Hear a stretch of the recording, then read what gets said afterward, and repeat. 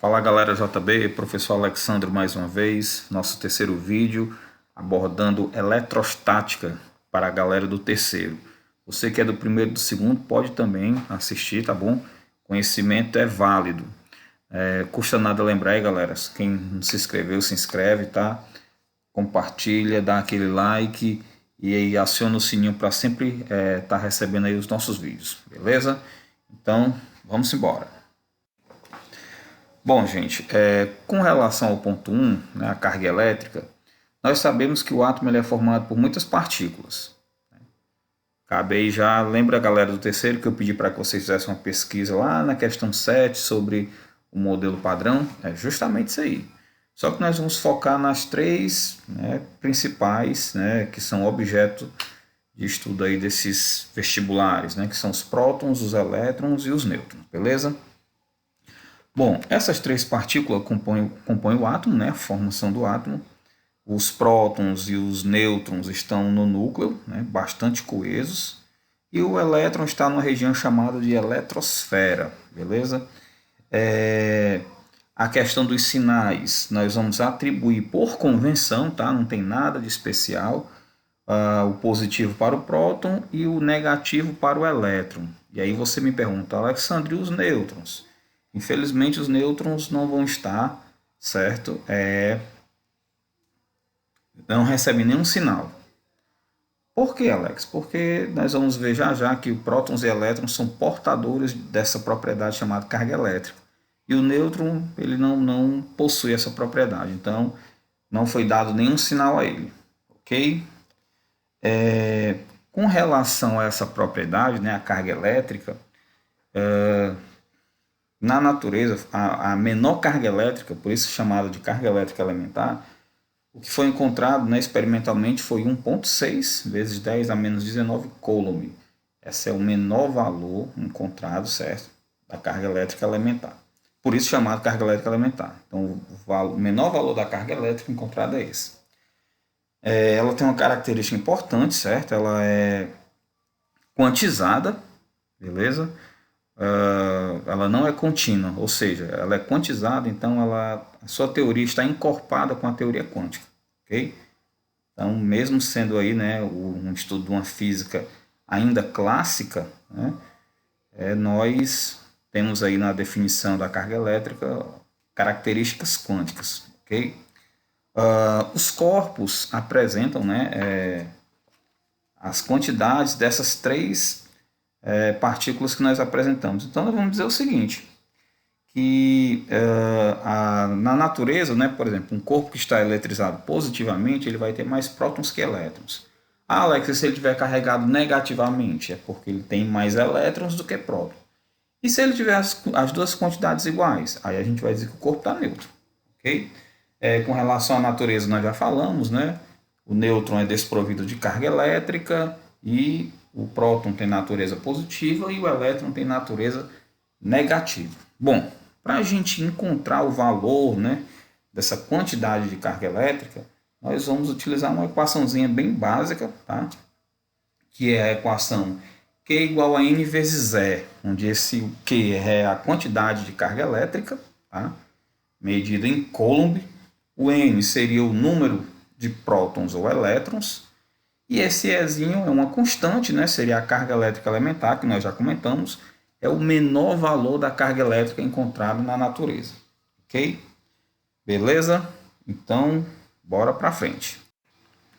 Está aí, né, uma simbologia do modelo, certo? Do próton, tem prótons e nêutrons, do átomo, perdão.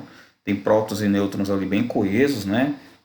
Você vê ali a bolinha branca, né, representa que o nêutron ele é desprovido de carga elétrica. O próton positivo, como nós já falamos, e o elétron negativo aí nessa região chamada de eletrosfera. Beleza? Então, a rocha, vamos lá. Bom, no ponto 2, nós vamos trabalhar aí os conceitos de condutores e isolantes, tá? Nós temos aí nessa figurinha, né, um fio ligado à tomada, e aí a gente pega esse fio e aí uma parte dele é feito de um material isolante, né?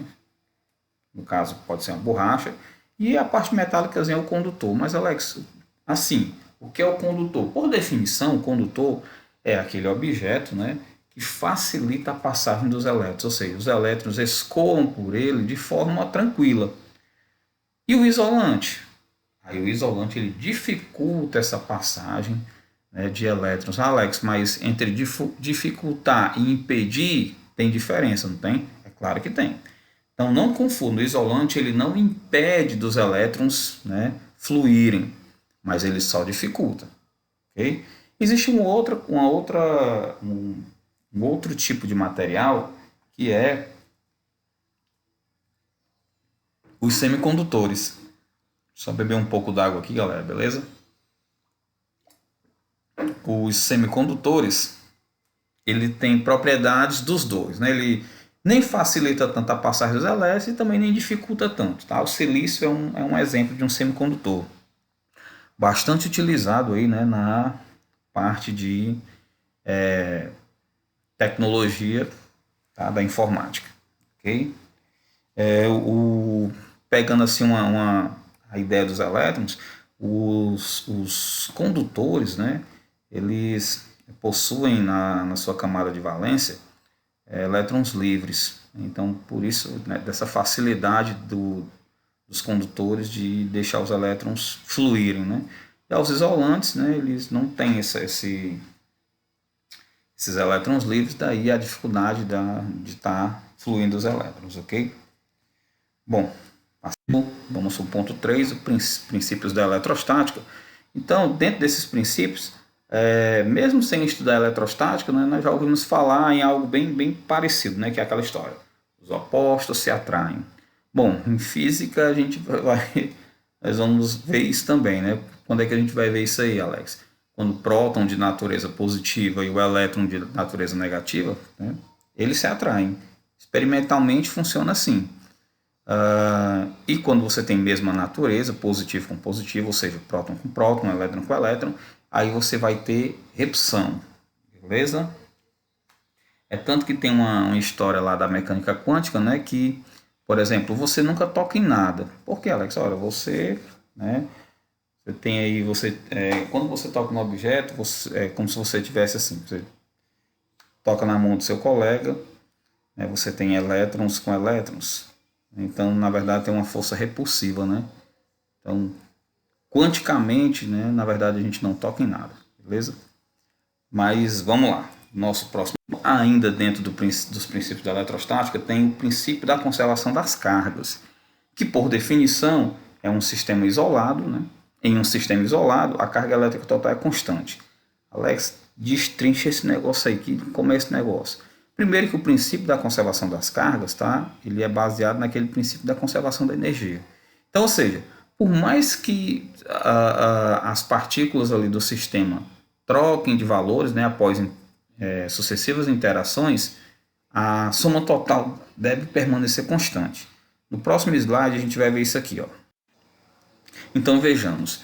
Veja que nós temos o A com mais 10, o C com mais 5 e o B com menos 6. Eles começam a interagir, o A de 10 passa para 5, ó, nessa próxima figurinha do seu lado direito, o B era menos 6 passa para mais 2 e o C, que era mais 5, passa para mais 2. Então veja bem, após interações internas, essas partículas A, B e C mudaram seus valores. Mas vamos somar o total antes e depois. Veja que antes eu vou somar aqui dá 9. E também se eu somar depois, também dá 9. Então veja que a soma total ela se conservou. Apesar das sucessivas mudanças, né, de valores internos das partículas dentro do sistema. Okay? Então o princípio da conservação vai dizer isso. Nós vamos resolver alguns problemas nas próximas videoaulas envolvendo esse princípio e aí vocês vão entender melhor. Mas em tese é isso, tá? Se conserva antes e depois, podendo internamente as partículas mudarem seus valores absolutos. Beleza? Simbora! No ponto 4, tá? Nós vamos ter aí os processos de eletrização. Mais um gole d'água. Nesses processos nós vamos trabalhar com 3, tá? Que é o atrito, o contato e a indução. Apesar de também ter a polarização. Mas em termos de vestibular, né, que é o caso de vocês, basicamente nós vamos ter esses 3 aí, tá? Alex, o O que é eletrizar um corpo? Na verdade, eletrizar um corpo é fazer com que ele ganhe, né, ou perca elétrons. Você está usando processos em que você vai fazer essa transferência de elétrons de um corpo para outro. E aí a gente tem essas três formas. Vamos lá para a primeira. Bom, o atrito, né? O atrito ele trabalha com corpos de naturezas diferentes, né? Os dois estando neutros, lembra o que é neutro? Mesma quantidade de prótons e elétrons. E durante esse ato de atritar, né, ou pegando aí uma linguagem mais popular, esfregar, nós vamos ter a transferência de elétrons de um corpo para o outro. Alex, como é que a gente vai definir isso? Já que, né, sei lá, pega aqui dois corpos quaisquer. Existe uma série triboelétrica, né, que fizeram vários testes, experimentos, e nós vamos seguir ela. Vamos lá para o próximo slide. Bom, tá aqui, ainda continuando no atrito, a gente tem aqui na sua direita, né, uma parte da série triboelétrica, onde tem vários elementos aí. Pele humana, lã, alumínio, algodão, madeira. Então vamos pegar aqui dois objetos. Vou pegar vidro e seda. Então a gente começa a atritar. Né? Linguagem popular, a gente começa a esfregar.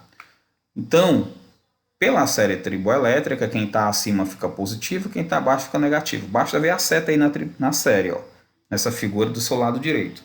Então, como o vidro está acima da seda, no final o vidro fica positivo e a lã fica negativo. Se você pegar a pele de gato com isopor, pele de gato positivo, isopor negativo.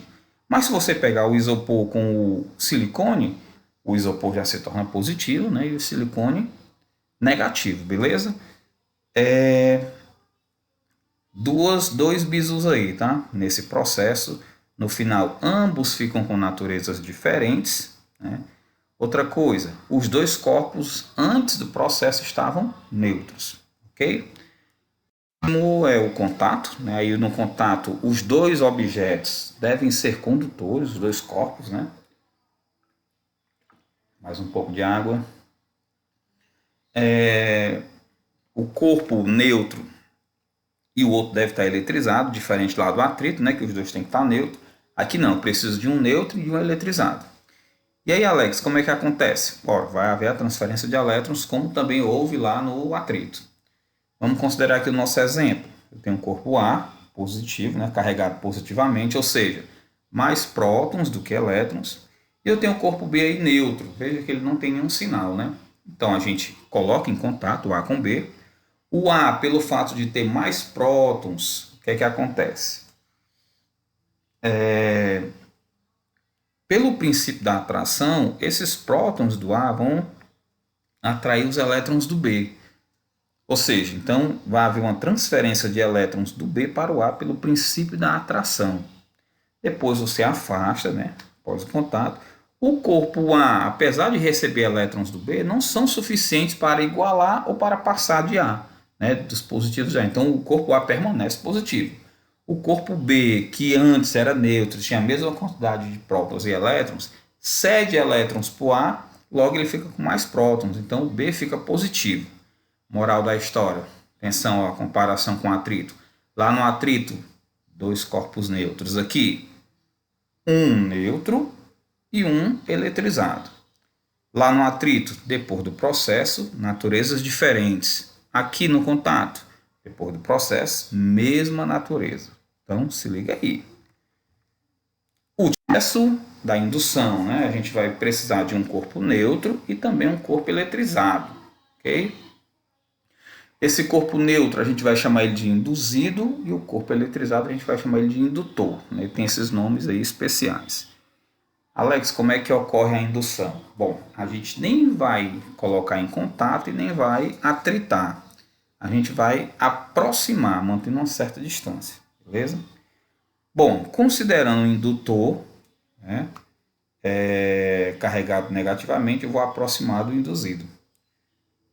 Veja que a gente não encosta nem atrita. Então, só o fato de a gente aproximar esse corpo eletrizado, lá no induzido vai haver uma reorganização de cargas elétricas. Ou seja, antes de aproximar o indutor, estava tudo misturado, elétrons com prótons. Quando a gente aproxima, pelo princípio da atração, os prótons vão tudo para perto do corpo, né, do indutor, e o induzido vai para o outro lado, eles ficam separados. Bom, nesse momento, o que é que a gente vai fazer? A gente vai fazer a ligação terra. A gente introduz o fio terra no induzido, os elétrons do induzido vão para a terra, a gente, depois de um certo tempo, desfaz a ligação, né? Ainda na presença do indutor, e aí depois você afasta o indutor. E o induzido vai começar a embaralhar de novo. Só que nesse embaralhar de novo, ele já cedeu elétrons para a terra. Ora, Alex, se o induzido antes estava neutro, ele reorganizou as cargas, nós colocamos o fio terra, ele cedeu elétrons para a terra, no final ele vai ficar com mais prótons. Então, no final, ele fica carregado positivamente. Então, veja lá, fazendo aqui com os três, né? Lá no atrito, nós temos dois corpos neutros. Contato e indução, nós vamos precisar de um neutro e de um carregado. Lá no atrito, depois do processo, naturezas diferentes. No contato, mesma natureza. E na indução, naturezas diferentes. Beleza? Então, se liga aí, né, nas diferenças um dos outros aí. Tá ok? Então, vamos lá. Vamos para o nosso último. O nosso último ponto é o eletroscópio, né? São instrumentos que são utilizados para verificar a eletrização de um corpo. Nós temos basicamente dois tipos, né? O eletroscópio de folhas e o pêndulo eletrostático. Tá?